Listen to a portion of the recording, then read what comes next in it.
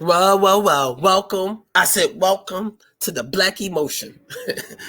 You see, I'm a Black American, but I can't speak for us all. But if I recall, when they killed my brother Tyrone, I really wanted to go to a bar. No, I'm lying. See, when I got mad, I wanted to imitate a movie called Boys in the Hood. I remember when Ricky was running, except for I wouldn't have been Ricky. You see, I would have been that dude with the light eyes on the passenger side, shooting out that little red car, shooting from far. But can I bring y'all some honesty? When my brother was murdered, my mother had went to that neighborhood to find out who killed them. She kept putting up posters, but they kept ripping them down because in the hood, they signed something called the no snitch policy, and that left me with a scar. Welcome to the Black Emotion.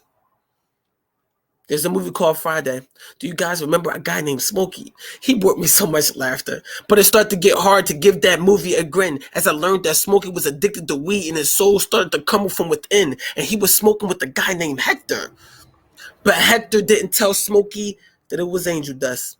He ended up smacking himself, thinking it was roaches and people crawling on his skin. But again, this happens in a lot of our communities. It happened to my mother. You know, she's in the rehab facility right now. It happened to my brother. I call it drug promiscuity. Hip hop fantasizes about the way we use drugs and the way they talk about it musically, but they fail to talk about the way our kids were gunned down in alleyways and kids who were killed by accident and ended up on their obituaries. They don't talk about that usually, but excuse me. Welcome to the Black Emotion. Well, I want you to go on YouTube.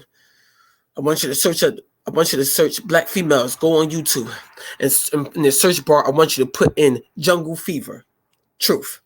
See, it was 5 women arguing about, and they were talking about Black men. And one said there isn't any good Black men. And she says they're either drug addicted, incarcerated, or they have so many women, they should probably go visit a clinic. The one Black girl said she liked white men, Black men, Hispanic men. They said that she was the reading rainbow. They even let her finish her sentence. Well, I wanted to expose that Black women have a difference of opinion. We have a disease in our race. It's not diabetes. It's not HIV. I call it Jim Crowism. The dark-skinned girl said, do you know what it's like to be unattractive because you're the darkest one in the class? The light-skinned girl said, how could you ever believe in that? The dark-skinned girl said, it's true.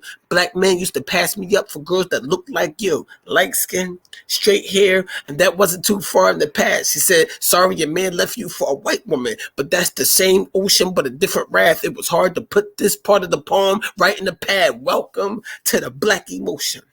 Well, there was this movie called Akeelah and the Bee. I thought this movie was about spelling, shit, but it really wasn't about spelling. It was really about self-discovery. Her peers thought that she was weird and she wasn't liked enough. She had 2 boxing rings, one in her mind and one in her heart as the way she kept fighting stuff. But Lauren Fishburne said, what do you want to be? She says, I don't know. He said, that's when he said, go ahead and read the quote on the wall. It said, our deepest fear is not that we inadequate. Our deepest fear that we are powerful beyond measure. It is not the darkness. It's not the darkness. It's the light that frightens us. That's when my prefrontal cortex was enlightened and my amygdala was lightning struck.